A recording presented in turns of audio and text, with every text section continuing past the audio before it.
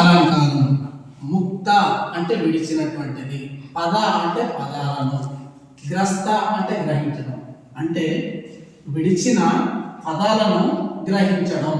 పద్యంలో విడిచిన పదాలను గ్రహించడం, ముక్త పద గ్రస్తము అంటే విడిచిన పదాలను గ్రహించడం. ఎలా ఒకసారి ఎగ్జాంపుల్ చూద్దాం. మన మేటికి నూతనమా, తన మానిన ప్రేమ తనకు దక్కితిననుమా. ఇందులో చివర్లో ముక్త అంటే విడిచింది. ఎక్కడ విడుస్తారు? చివరిలో. పద్యం యొక్క పాదం యొక్క చివరలో వదిలిన పదాన్ని రెండవ పాదం యొక్క మొదటిలో గ్రహించడం. చూడండి, ఇక్కడ తనమా అనేటువంటి పదం, తనమా, దాన్ని ఇక్కడ విడిచేసాం. దేన్ని విడిచాం? పదాన్ని విడిచాం. దేన్ని? తనమా అనే పదాన్ని. దాన్ని ఏం చేసాం? మళ్ళీ ఇక్కడ తనమానిన అనేటప్పుడు తనమా మళ్ళీ దాన్ని ఏం చేసాం? గ్రస్తం అంటే గ్రహించాం. ఇలాగా తనమా అనేదాన్ని ఇక్కడ విడిచాము, ఇక్కడ గ్రహించాం. ఇక్కడ విడిచిన పదాన్ని ఇక్కడ గ్రహించాం కాబట్టి ఇది ముక్త పదగ్రస్తము అయింది.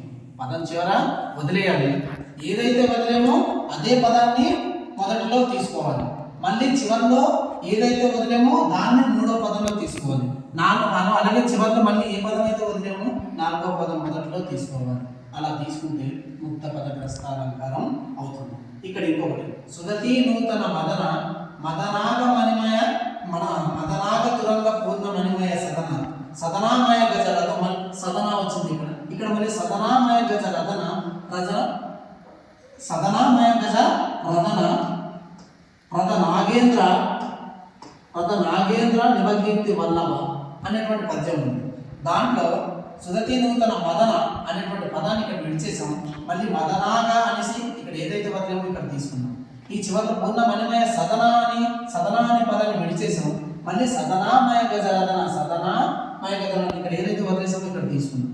అలాగే గజ రథన అనేది పడిసాము. రథ నాగేంద్ర అని మళ్ళీ ఇక్కడ తీసుకున్నాం. అంటే ఏదైతే వదులుతున్నామో దాన్ని రెండో పదం మొదట్లో తీసుకోవడం, దాని చివర ఏది వదులుతున్నామో దాన్ని మూడో పదం మొదట్లో తీసుకోవడం, చివరిలో ఏదైతే వదులుతున్నామో దాన్ని మళ్ళీ మొదట్లో తీసుకుంటే దాన్ని ముక్త పదగ్రస్త అలంకారం అంటారు.